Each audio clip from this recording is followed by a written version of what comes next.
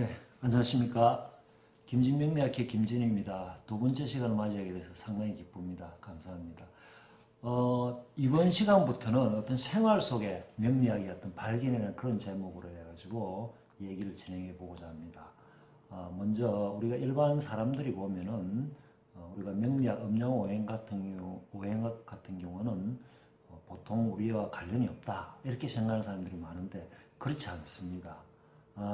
명리학에 관심 있는 사람이나 아니면 명리학을 활용하고 사는 사람이나 이런 사람들과 관련이 있고 우리와는 관련이 없다 뭐 이렇게 생각하는 사람도 많은데 결코 그렇지는 않습니다.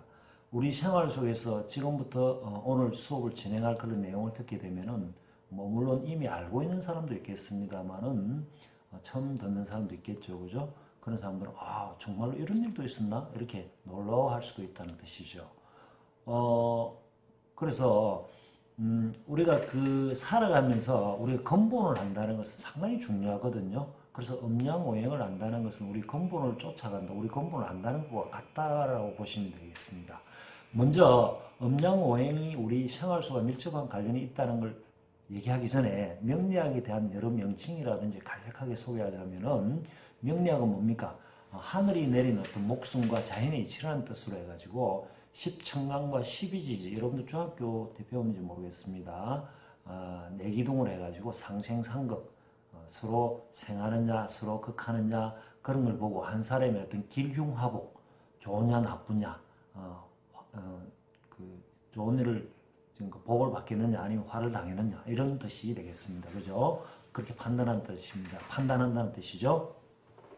자, 그래서 우리가 흔히 팔자라는 말 들어보셨죠? 말 그대로 8개 글자라는 뜻입니다. 그래서 명리학을 갖다가 팔자학이라고 얘기하기도 합니다. 팔자학. 그리고 지금까지 얘기해왔던 이런 거 있죠. 운명의 이치를 살핀다는 그런 차원에서 명리학이라고 얘기하기도 하죠. 그 다음에 운명을 추리한다고 해서 추명학이라고 얘기하기도 하고 운명을 계산한다고 해가지고 산명학이라고 얘기하기도 합니다. 그래서 여러 명칭이 있는데 여러분들 참고로 알아주시면 참 좋겠죠, 그죠? 자, 그럼 지금부터 우리 생활 속에 밀접한 관련이 있는 음양오행과 밀접한 관련이 있는 것을 하나하나 살펴보면 먼저 우리 일주일은 아시죠? 일주일, 그죠? 일주일 원위크죠, 그죠? 위크인데 1월 하수목금토로 일잖아요, 그죠? 우리 음양오행이라고 얘기했는데 여기서 일이 양에 해당되고 태양으로서 월이 달로서 음에 해당되고 화수목금토는 오행에 해당된다고 보시면 되겠습니다. 그래서 여러분들 놀랍지 않습니까? 다 음양오행과 연관이 됐다는 사실. 그런데 오행에서 우리가 순수로 보면은 화수목금토를 안 보고 목화토금수를 봅니다. 여기서 양을 갖다가 목화로 보고 금수를 음으로 보고 토를 갖다 중앙으로 본다. 뭐 이 가장 기본으로 명리학을 공부하는 사람들은 그렇게 다 알고 있습니다. 그렇게 참고하시고, 자, 다음으로는 뭐냐면은 절을 하는 예법과 어떤 음양에 대해서 알아보도록 하겠습니다. 우리나라에서 조금 전에 음양에 대해서 얘기했는데 이성을, 그러니까 지금 현재 우리가 살아가는 이 이성을 갖다가 양으로 보게 되고 날생자를 쓰죠. 그 다음에 우리가 죽고 나면 떠난다 이래가지고 저성을 갖다가 음의 색으로 본다는 뜻이죠. 물론 뭐 양지와 음지 이런 게 다 있듯이 인간으로 보게 되면은 양을 갖다 남자로 보게 되고 음을 갖다 여자로 보게 됩니다. 그렇게 되고 좌측을 양으로 보게 되고 우측을 음으로 본다는 뜻이죠. 그렇게 봅니다. 그래서 산 사람한테는 한 번 절하지만은 돌아가신 분은 2번 절을 한다는 뜻이죠. 그것도 그렇고 절을 하는 데 있어서 우리 공수라 그러죠. 손을 이렇게 맞잡고 공손히 잡는 게 있죠, 그죠? 공수를 하는데 공수를 할 때도 남자분 같은 경우는 어떻게 됩니까? 왼손을 위쪽에 올리고 오른손을 밑으로 해서 절을 해야 됩니다. 그 다음 여자분은 오른손을 반대로, 그죠? 위로 올리고 왼손을 밑에 받치고 이렇게 절을 하는 게 맞다는 뜻이죠. 서 있는 자리도 달라요. 방금 전에 얘기했다시피 좌측을 동쪽으로 보면서 양으로 본다는 뜻이고 우측을 갖다가 서쪽으로 보면서 음으로 본다고 얘기했습니다. 즉 다시 말해서 어떻게 됩니까? 남자는 동쪽에, 여자는 서쪽에, 남자는 좌측에, 여자는 우측에. 그래서 남동 여서 또는 남좌 여우 이렇게 얘기하면 되겠죠. 그렇게 이해하시면 되겠습니다.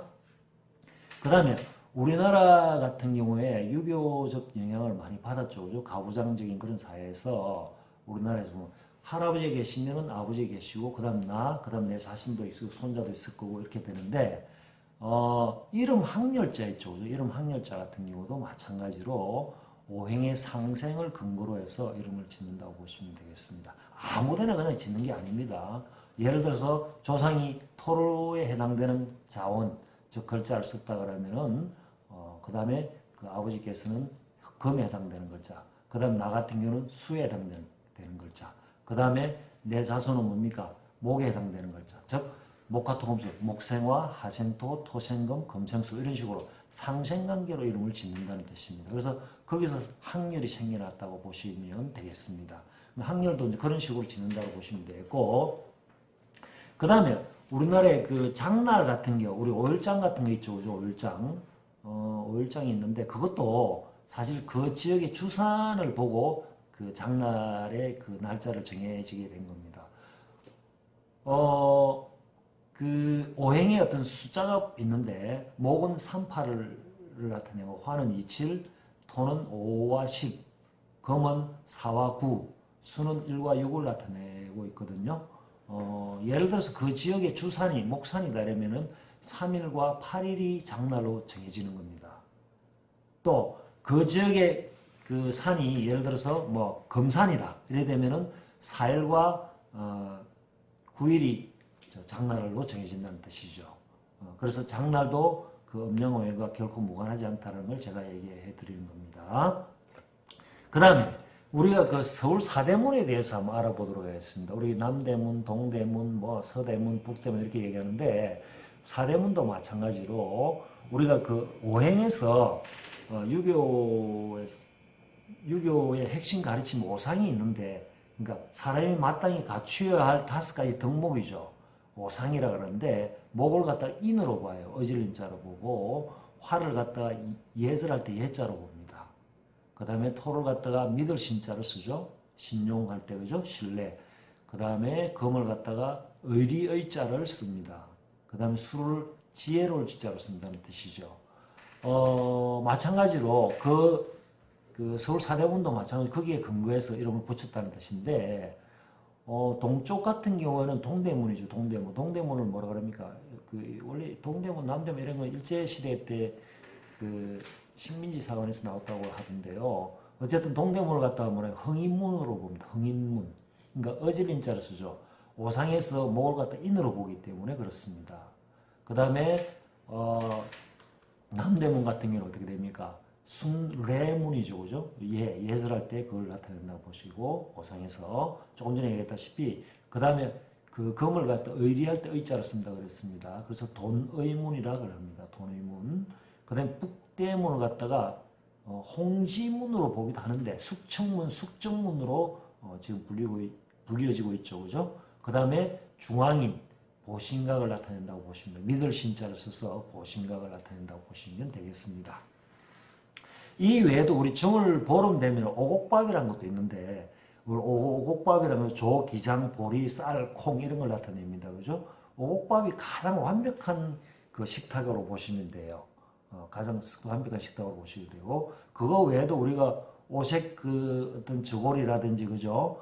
또 우리 뭐 도자기라든지 장롱 이런 비녀 이런 쪽에서 우리 태극선열, 태극문양 이런 걸 많이 사용하게 됩니다. 어쨌든 음양 오행과 관련된 그런 연관된 그런 게 많다는 뜻입니다.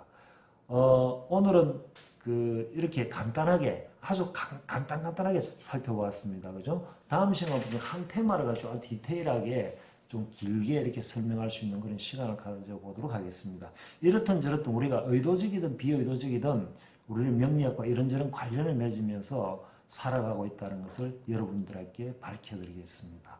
오늘 둘째 시간 재미있었나요? 재미있었더라면 더 많은 후원 부탁드리겠습니다. 감사합니다.